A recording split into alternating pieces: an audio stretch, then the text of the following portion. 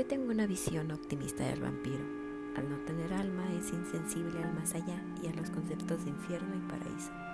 Es libre y no es un monstruo ya que tiene corazón. Y es atravesando su corazón como se le mata para evitar que él inmortalice a quienes ama y a quienes nunca más escaparían del cielo y del infierno, justo como él. Jack Sargent, el vampirólogo más conocido en la actualidad. Hola, soy Valeria y me encantan las historias de terror. Nuevo año, nuevos episodios, nuevas historias y nuevos monstruos. En este capítulo voy a tomar a la figura más emblemática del cine. O bueno, una de las más emblemáticas, el vampiro. No podemos olvidar aquel ser de piel pálida con una capa negra y sus colmillos chorreando sangre. Siento que es como una de las imágenes que primero vienen a la mente de cuando uno escucha el vampiro. Sin embargo, es distinto como lo ven otras culturas y otros tiempos. Aunque debo de admitir que esta vez me llené de vampiresas sin quererlo, porque realmente sus historias son muy interesantes. Bueno, para empezar, se debe entender que el vampiro no es un fantasma y tampoco es un zombie, por lo que en general el vampiro entra en una categoría entre estos dos. Es un no muerto, pero tiene plena conciencia y memoria de lo que hace y de su eterna vida, ya que el vampiro no puede morir a menos que se le clave una estaca de madera en el corazón o se le exponga a la luz del sol directamente. Y la forma de repelerle, ya sabemos unas de las más populares, que es agua bendita, ya que este ser normalmente se encuentra maldito o del lado del demonio y no puede descansar, pero tampoco puede vivir plenamente. Su necesidad es implacable por sangre humana, lo hace esclavo de sus necesidades. Es complejo pero simple, el rol y el simbolismo de la sangre. De hecho, el primer texto que habla de un pacto de amistad inmortal se remonta hace 2000 años, en el antiguo Egipto, donde un padre le da unas gotas de su propia sangre a la persona que acaba de curar a su hija que sufre de una enfermedad incurable. En China se han encontrado esqueletos de neandertales pintados de rojo. A sus muertos entonces les daban esa sangre falsa para que no volvieran a tomar la sangre de los vivos. Entonces, el simbolismo de la sangre tiene un peso muy importante en todas nuestras sociedades. Es algo que nos une y es algo que incluso nos hace volver de la muerte. La imagen que tanto la literatura como las películas nos han dejado entonces del vampiro nos hace creer que puede hacer cualquier cosa con su poder. La imagen de el vampiro rico, acaudalado, que vive en su inmenso castillo rodeado de campesinos pobres a los que él exprime literalmente, es como la representación más típica de ello. Al parecer todos tenemos un poco de vampiros en nuestra sociedad, ni hablar ahora en la modernidad. Y bueno, los primeros vampiros que me llamaron la atención son parte de América y sobre todo de la cultura mexicana, los Tlahuelpuchi, porque más allá de esta tradición europea, bueno, durante la época precolombina existieron, o incluso aún se dice que existen, aún no se puede asegurar que desaparecieron, estos vampiros que se cuenta que son de origen de Tlaxcala, y su nombre viene del náhuatl, que significa sahumador luminoso. Se les relaciona también con los nahuales, estos seres que tienen la facultad, o brujos que tienen la facultad de convertirse en animales. Por lo más común, los tlahuelpuchis son mujeres que se ven comunes a la vista de cualquiera. Sin embargo, son mujeres elegidas por los dioses que les conceden estos dones o poderes. Uno podría decir, ¿qué don o poder podría ser este? Sin embargo, recordemos que es una concepción muy distinta a la que tenemos ahora de el bien y el mal. Entonces, una tlahuelpuchi se entera de que es portadora de este don, ya que obviamente se le considera don, que los dioses se fijen en un ser humano es en su primera menstruación. Ahí es cuando entra en contacto con el poder, con el potencial de sus poderes. Con el tiempo y la práctica, los va desarrollando por completo hasta finalmente poder dominar la técnica de convertirse en animales. De ahí que se les relacione un tanto con los nahuales. También se dice que logran tomar la forma de un animal y que también desprenden de ellas una luminosidad que advierte su presencia. De ahí que se mencione de muchas personas que han visto bolas de fuego en la noche. Tal vez alguien lo haya visto o les hayan contado que existen estas bolas de fuego. Muchos testimonios aseguran verlas en las calles, alejarse y acercarse. Y el Tlahuelpuchis, a diferencia de lo que conocemos normalmente del vampiro, que está como entre familia, bueno, son bastante territoriales y ellas no conviven ni trabajan en grupos, a diferencia también de las brujas, que normalmente están en aquelarres. Obviamente se reconocen unas a otras, aun cuando presentan su forma humana y guardan su distancia, respetando obviamente el territorio de cada una, pues son sumamente agresivas. Únicamente se tienden la mano cuando existe un peligro en común que no se puede manejar en solitario. Y las Tlahuelpuchis jamás atacan a sus familiares, excepto si alguno de sus familiares descubre la existencia de su verdadero ser, por así decirlo. Entonces estas vampiresas precolombinas se alimentan de sangre humana, pero sobre todo la sangre la prefieren de los niños pequeños, quienes son sus víctimas predilectas y a quienes acechan en forma de animal, o incluso si la situación lo pide, se convierten en neblina que se filtra por las puertas y las ventanas. Se dice también que pueden usar poderes hipnóticos con la gente que vive a su alrededor, logrando que se duerman profundamente y que puedan volver de un sueño muy pesado cuando despiertan. Para tal propósito, normalmente echan un aliento bastante fétido a la cara de los infortunados que se las topan, tal como lo hace el vampiro tradicional que vemos en las películas, que también tiene este poder hipnótico. Hay que tener mucho cuidado, sobre todo cuando es más frío y lluvioso el clima. Justo en estas épocas, ¿no?, que aún no estamos en invierno, hay que tener más cuidado. Pues es entonces cuando más ganas tienen estas vampiresas de buscar víctimas recién nacidas. Una vez dormidos los bebés, las Tlahuelpuchis se vuelven mujeres que se chupan al infante, al bebé, y salen presurosas de la casa. Entonces cuando los papás despiertan, se dan cuenta que el bebé tiene moretones en el pecho, normalmente en la espalda y en el cuello. A veces, cuando una persona está bajo la hipnosis, pierde el juicio y se aventura a caminar por donde transita sin importar dónde esté, y muchas veces llega a haber un suicidio.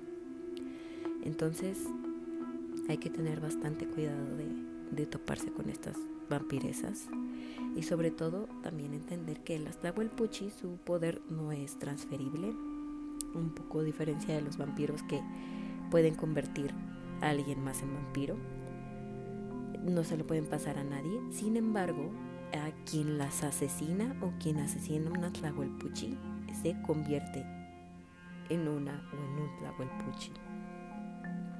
Entonces hay que tener mucha consideración al momento de querer defenderse o deshacer de una de estas vampiresas o vampiros. Normalmente su aparición sucede entre la medianoche y las 4 de la mañana, y hay un ritual que normalmente las Tlahuelpuchi preparan, que es un fogón. Preparan un fogón en su hogar que tiene que ser de madera de capulín, al que agregan raíces de agave, copal y hojas secas de suapatle. la planta medicinal de la mujer que, pues desde tiempos prehispánicos, propicia el coito e induce al aborto. Una vez listo este fuego, las mujeres caminan sobre él 3 veces, de norte a sur y de este a oeste. Después se sientan en dirección al hogar donde habitaba su víctima, mientras que de su cuerpo se desprenden sus extremidades. Creo que también han escuchado historias de brujas que se quitan los pies o los ojos. Esto también va muy relacionado con este tipo de seres. Para poderlas ahuyentar, ya que estos vampiros y vampiresas, al igual que los que tenemos de manera común conocidos, también tienen una forma de repelerse, es colocando una cajita de agujas, un cuchillo o alfileres o un trozo de metal brillante o incluso unas tijeras abiertas debajo de la cuna de los bebés, pues se sabe que este tipo de seres detestan el metal. También se puede poner un espejo cerca de la puerta que ayuda y también una cubeta de agua es repelente contra su presencia. Creen, sin embargo, los tlaxcaltecas, que son los mejores conocedores de estas vampiresas, dicen que lo más efectivo para alejarlas es envolver dientes de ajo en una tortilla que se le coloca en el pecho al bebé o esparcir pedazos de cebolla alrededor de la cuna. Recuerden que el ajo es como uno de los repelentes más famosos contra los vampiros. Entonces, se dice que cuando se descubría que había una Tlahuelpuchi en una comunidad, se le metía a juicio y se le ejecutaba.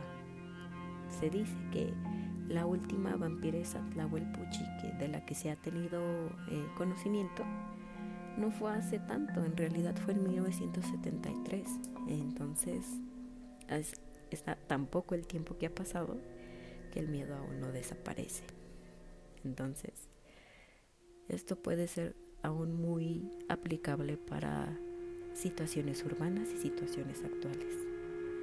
Y siguiendo con la línea de vampiresas, creo que esta es una de las historias más famosas que se han escuchado y se han escrito y se han leído sobre vampiresas y rituales de sangre, que supongo que tal vez alguien del auditorio las conozca, y quien no, les presento a la Condesa Sangrienta.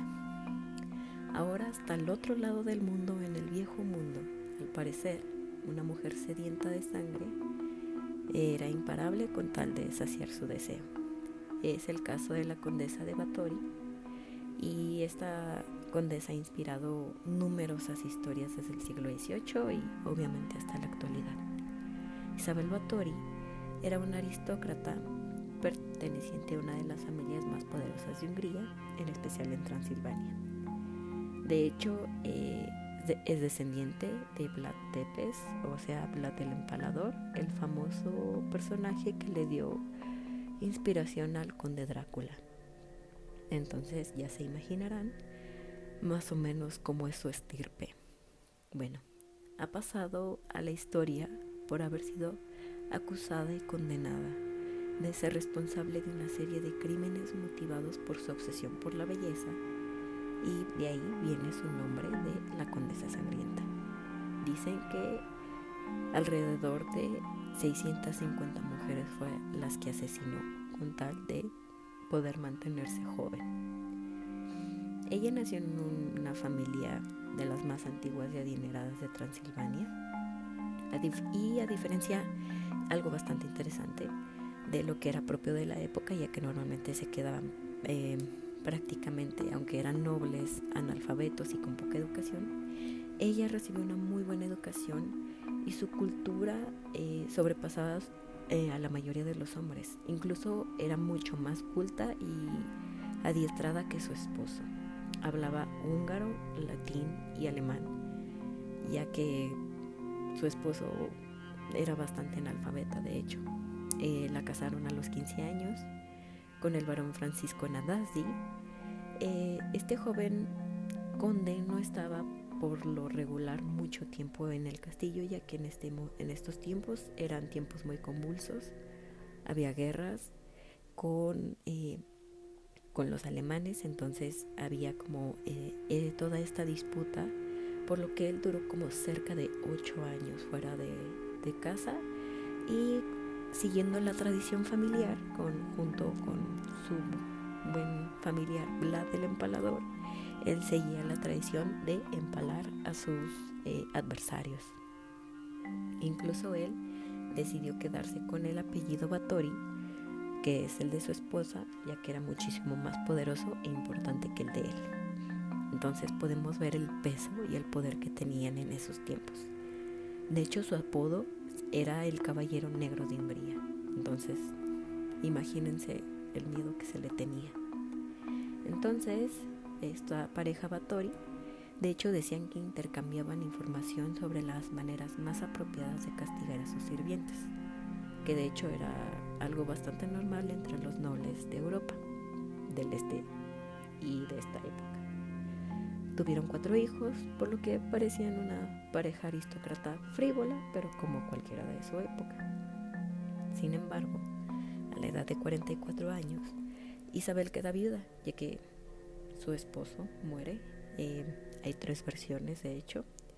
Una dicen que es una enfermedad adquirida en batalla, otra es de un apuñalamiento por parte de una prostituta a la que no quería pagarle, y una tercera, que es como la más descabellada pero no imposible, es que la misma Báthory lo mandó a envenenar, a pesar de que ella estaba muy lejos, pero que era como la forma más fácil de deshacerse de él.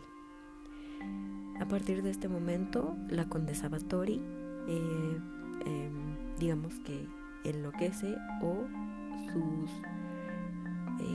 sus crímenes y su deseo de causar dolor se volvieron como exacerbados. Era demasiado. Para empezar, nunca se llevó bien con su suegra, entonces la despidió del castillo junto con el resto de su parentela, y a las sirvientas que ellos habían protegido hasta ese momento las llevó al sótano, y ahí recibieron castigos que, según la condesa Báthory, estas sirvientas merecían por haber sido protegidas de la familia de su suegra. También se dice que todo esto empieza porque ella, a sus 44 años, en aquel tiempo ya se le consideraba pues una mujer vieja, entonces ella no quería envejecer, quería ser siempre joven y bella. Entonces se dice que utilizaba la sangre de sus jóvenes sirvientas y pupilas para mantenerse joven, porque hay una leyenda que cuenta que la condesa Báthory pasó por un pueblo y vio a una anciana de la cual se burló, y la anciana la maldice diciéndole que ella también envejecerá y se verá como ella algún día. Entonces, a partir de ahí, ella se obsesionó por no querer envejecer. Entonces empiezan a desaparecer jovencitas, empiezan a desaparecer muchas criadas, empieza a desaparecer una cantidad muy considerable de niñas y jóvenes. Entonces el pueblo se empieza a preguntar qué está pasando. Entonces el primo de la condesa Báthory, que de hecho con el que no se llevaba bien, llega con una orden de supervisión del castillo un 30 de diciembre de 1610. No había quien la pudiera defender, no tenía ejército, no tenía nada, así que no hubo una gran oposición ni nadie que los recibiera. Entonces, cuando entran al castillo, lo primero que ven es a una sirvienta en el centro del patio, en estado agónico debido a la gran paliza que le habían fracturado todos los huesos de la cadera. Esto era corriente, como ya les había dicho, era bastante común que se les castigara a los sirvientes, por lo que no llamó tanto la atención. Pero cuando entran al interior, se encuentran a una chica desangrada en el salón y a otra que aún estaba viva, que le habían agujerado todo el cuerpo. Y en la mazmorra encontraron una docena de chicas que todavía respiraban, algunas de las cuales habían sido perforadas y cortadas en varias ocasiones a lo largo de las últimas semanas. También era común que se hicieran sangrías, pero este tipo de sangrías eran como un exceso. Entonces, debajo del castillo, ya que realizan el cateo completo, encuentran el cuerpo de 50 muchachas más. En el diario de la condesa Báthory, en el que contaba día a día sus víctimas con lujo de detalles, se llega a sumar un total de 612 jóvenes torturadas y asesinadas a lo largo de 6 años.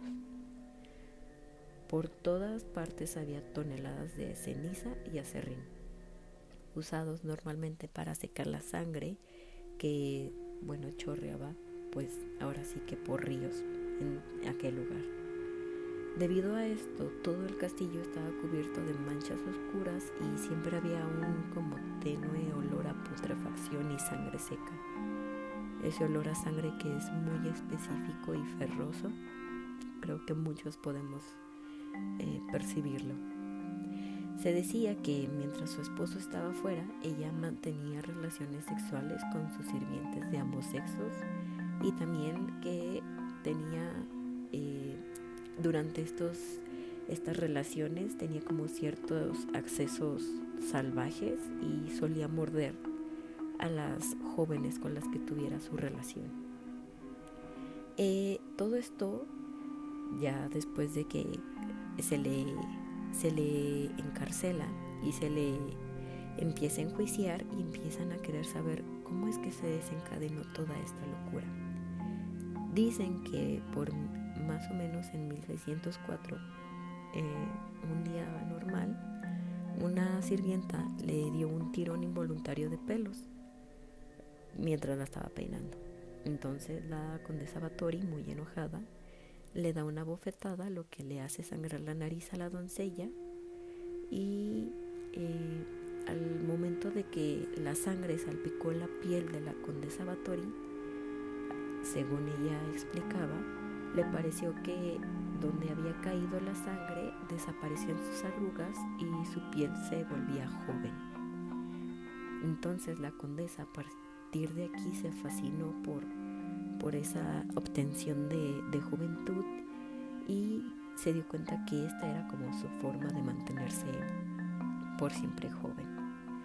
También tenía sus allegados y sus brujas y sus sirvientes, en los cuales uno de sus más allegados era Torco, su mayordomo, y Dorotía, que eran también como su ama de llaves. Entonces estos dos secuaces, por así mencionarlos, degollaron a la muchacha y luego llenaron una tina con su sangre, en la cual la condesa Báthory se bañó y que al menos se embarró todo el cuerpo y luego bebió un poco de la sangre porque ella aseguraba que con eso iba a poder recuperar su juventud. También estos dos secuaces, junto con otro grupo de sirvientes, se dedicaron a proveerle de estas jovencitas que no pasaban de los 17 años. Normalmente quería niñas entre 9 y 16 años. Y ella quería como mantener las apariencias porque era una mujer poderosa, era una mujer aristocrática. Entonces ella había convencido al pastor protestante local para que sus víctimas tuviesen entierros pues cristianos normales, pero la cifra subió demasiado tan repentinamente que empezó pues a despertar dudas. Había demasiada muerte de chicas por causas misteriosas y desconocidas, así que ella lo amenazó a él para que se callase y también empezó a hacer entierros en secreto de todos los cuerpos, de ahí que encontraron tantos cuerpos en el castillo. Esta fue al menos la versión que dio el pastor cuando la denunciaron oficialmente ante el rey Matías de Hungría. Entonces él principalmente quería enjuiciarla y encarcelarla porque presentaba como un poder local demasiado dominante y porque no lo apoyaba durante la guerra. Esa es una de las versiones que también dicen que es un intento de desprestigio para la condesa Báthory. Sin embargo, hay como más testimonios que tal vez no la puedan salvar tanto. De hecho, más adelante, otro de los errores que pues pusieron muy en evidencia todo lo que estaba era de que ella también tomó la costumbre de quemar los genitales de algunas sirvientas con velas o carbones o hierros al rojo vivo por su pura diversión. Y también generalizó la práctica de beber sangre directamente mediante mordiscos en las mejillas, en los hombros o en los pechos, como un buen vampiro lo haría. Para estas cuestiones se apoyaba mucho de su ama de llaves, Dorotea, que aunque ella era una mujer mayor, era una mujer bastante corpulenta. Entonces comienza a quedarse la condesa Báthory sin sirvientas, por lo que ya no puede acceder tan fácilmente a las niñas de escasos recursos, a las niñas pobres, a las niñas campesinas, por lo que cometió el error que haría que la descubrieran, que fue comenzar a tomar niñas y adolescentes de familias buenas y respetables para educarlas y que le hicieran buena compañía, según esto. Entonces, como algunas de ellas comenzaron a morirse muy pronto por causas misteriosas, lo cual pues no era raro en aquella época, pero era demasiado elevada la tasa de muertes que estaban pasando. Entonces estas hijas de aristócratas empezaron a ser buscadas y ahora sí ya eran como consideradas como muertes importantes.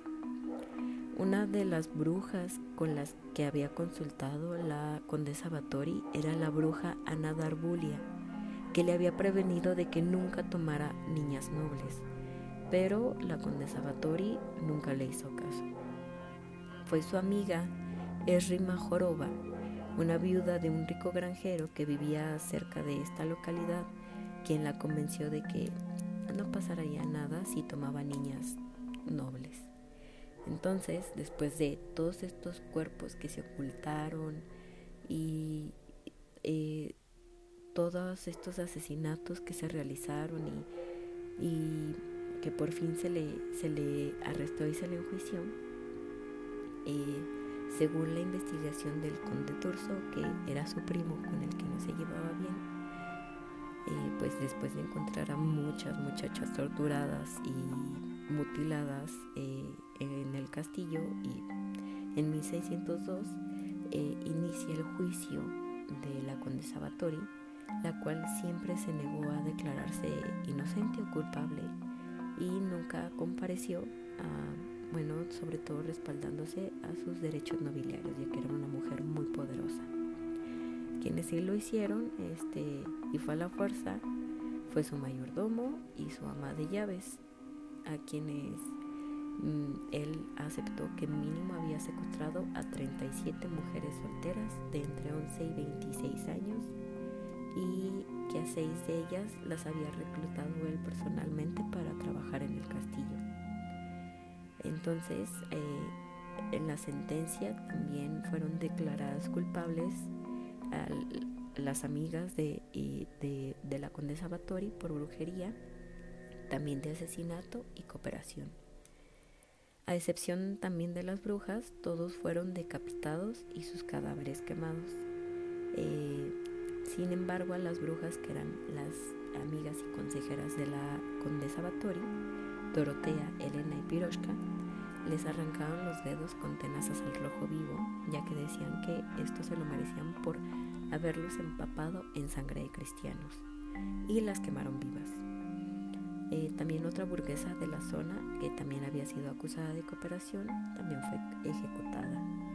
Y Katrina, una sirvienta ayudante de la condesa Báthory, ella por petición expresa de una superviviente, la dejaron viva, pero le dieron 100 latigazos. Y por último, como la ley impedía que la condesa Báthory fuese procesada, lo que hicieron fue encerrarla en su castillo. Y después de encerrarla en su castillo y encerrarla en sus aposentos, Los albañiles cerraron puertas y ventanas de que a cal y canto y le dejaron solo un pequeño orificio para pasar la comida.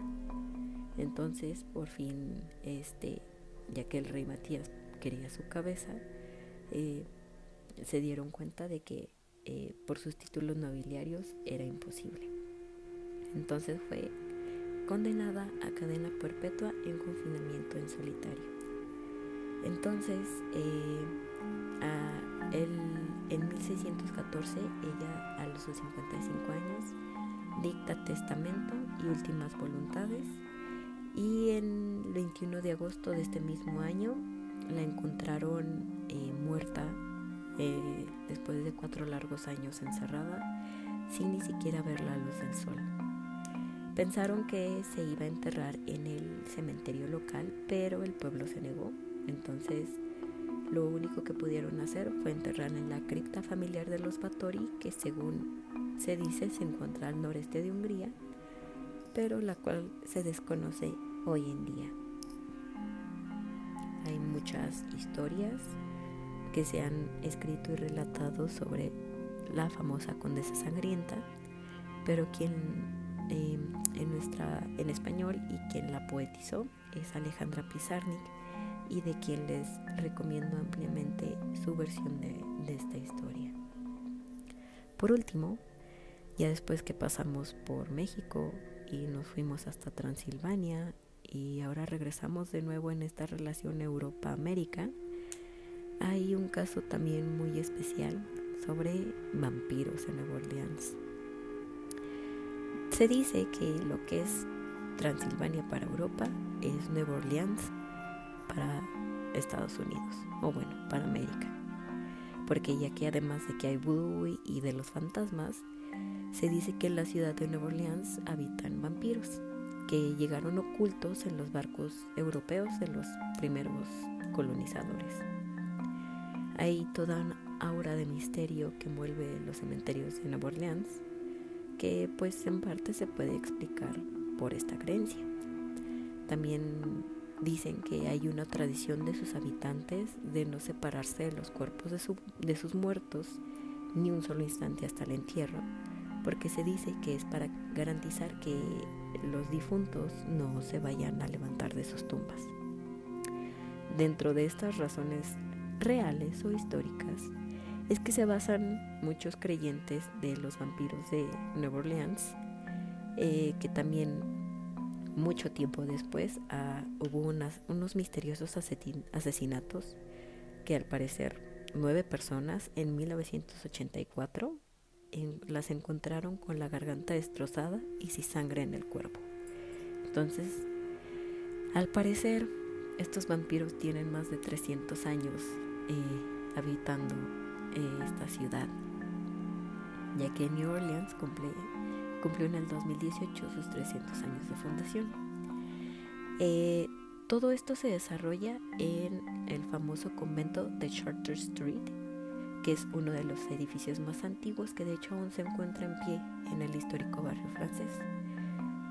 Muchos creen que este fue el primer hogar de los vampiros migrantes, por así decirlo. Se dice que estos seres se cansaron del viejo mundo y se guardaron en los barcos donde viajaban jóvenes mujeres que se casarían con los colonos y ayudarían a poblar las nuevas tierras. Entonces partieron de Francia a Nueva Orleans, y a estas chicas que llegaron en estos barcos se les conoce como las niñas del ataúd.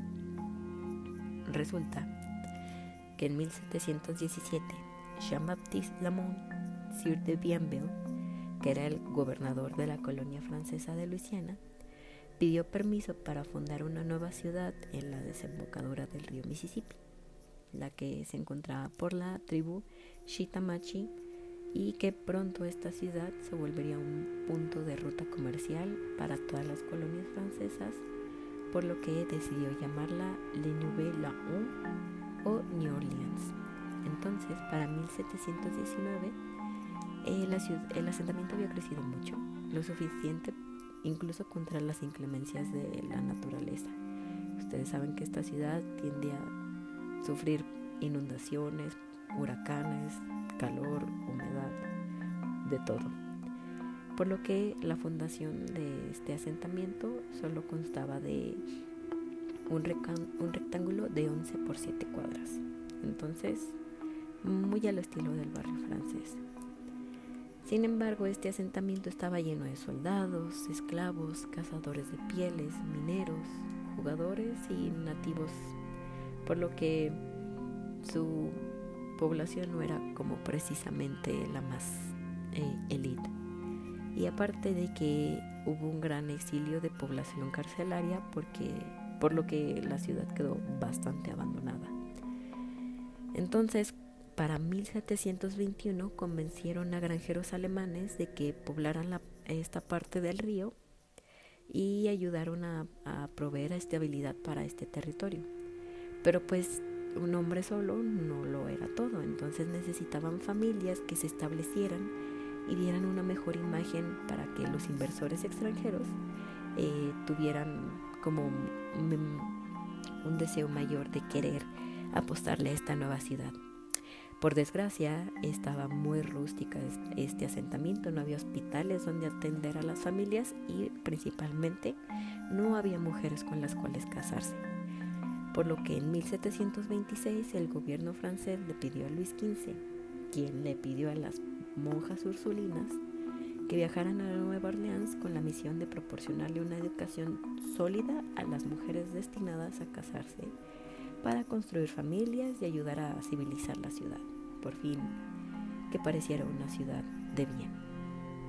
Entonces llegaron 12 monjas ursulinas en un barco llamado La Giralda, que fundaron la Academia de la Alineación de la Tierra, que hasta la fecha es la escuela católica para niñas más antigua de Estados Unidos y que de hecho sigue en funcionamiento.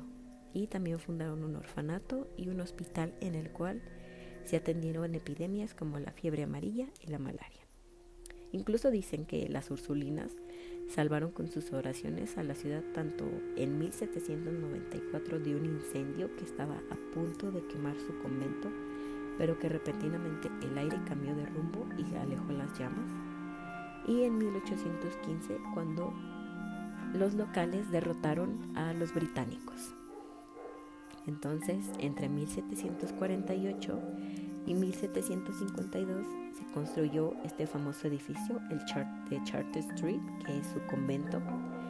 Sin embargo, dicen que pues detrás de estas paredes fue el primer hogar de los vampiros y que incluso los ataúdes aún podrían encontrarse en el ático de este convento, que de hecho no tiene acceso al público. Entonces, primero llegaron 10 mujeres, conocidas como las Nefi Amauria o el propósito de los bulgaricos del matrimonio, que se empleaba desde 1632 hasta 1663. Entonces, alrededor de como 800 mujeres habían sido enviadas a América. Hasta 1728 enviaron un barco con jóvenes, las que llamaron las chicas de ataúd. Pedían normalmente, para poder tú enlistarte hacia el nuevo mundo, tenías que ser una chica católica y de buena moral. Sin embargo, no todas eran como de la mejor clase, ya que muchas eran huérfanas y otras eran vendidas como saldo de una deuda y pocas eran de familia adinerada, para ser sinceros.